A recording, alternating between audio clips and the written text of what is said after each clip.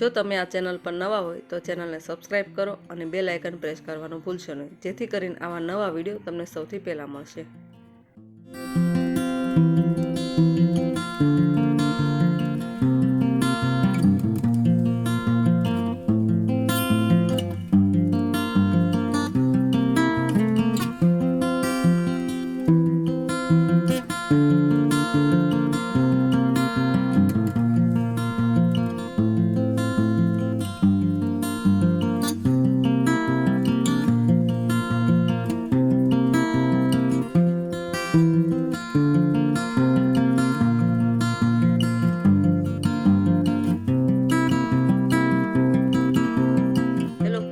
તો આજે આપણે બનાવીશું ફરાળી ઢોકળા. તો તેના માટે 2 બાઉલ મોરૈયો લીધેલો છે, 1 બાઉલ સાબુદાણા, 1 બાઉલ દહીં લીધેલું છે, આદુ મરચાં અને લસણની પેસ્ટ લીધેલી છે.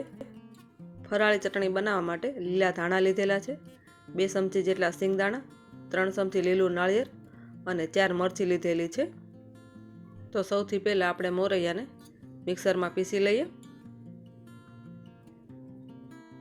આ 2 બાઉલ આપણે મોરૈયો લીધેલો છે.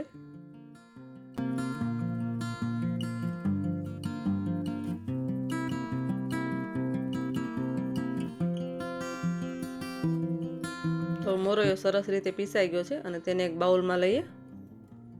અને હવે આવી જ રીતે આપણે સાબુદાણાને પણ મિક્સરમાં પીસી લઈએ.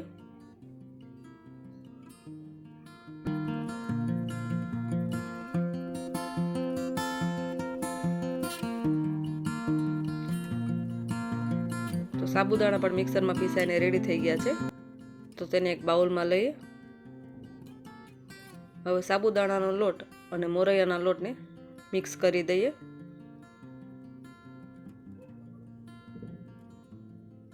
તેમાં આપણે 1 બાઉલ જેટલું દહીં એડ કરીએ અને ફરીવાર મિક્સ કરી લઈએ.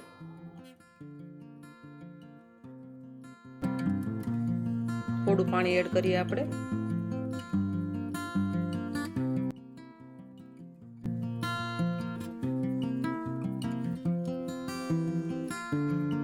બે ચમચી જેટલી આદુ મરચી અને લસણની પેસ્ટ એડ કરીએ.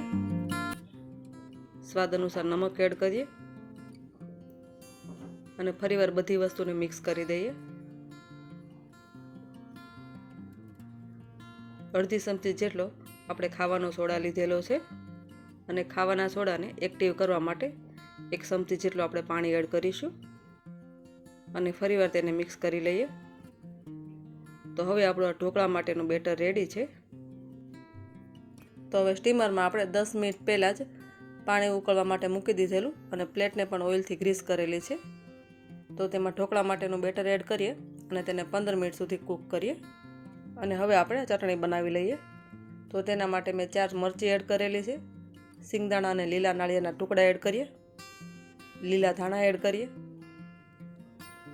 સ્વાદ અનુસાર નમક એડ કર્યું અને 1 ચમચી જેટલી આપણે ખાંડ એડ કરેલી છે.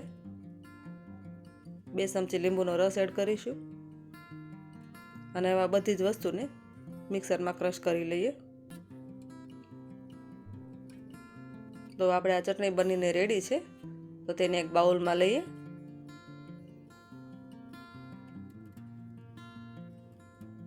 અને હવે 15 મિનિટ થઈ ગઈ છે અને આપણા ઢોકળા પણ સરસ રીતે કૂક થઈ ગયા છે.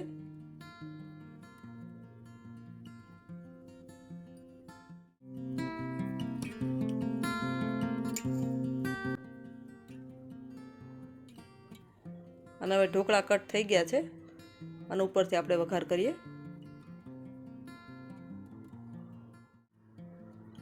2 ચમચી જેટલું આપણે તેલ ગરમ કરવા માટે મૂકેલું છે. તેલ ગરમ થાય પછી તેમાં આપણે 1 ચમચી રાઈ એડ કરીએ,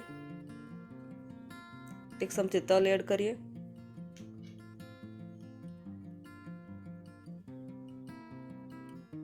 અને 6 થી 7 મીઠા લીમડાના પાન એડ કરીએ.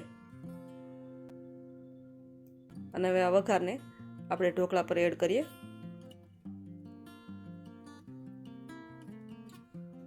તો હવે આપણા ફરાળી ઢોકળા રેડી છે અને તેને આપણે સર્વ કરીએ.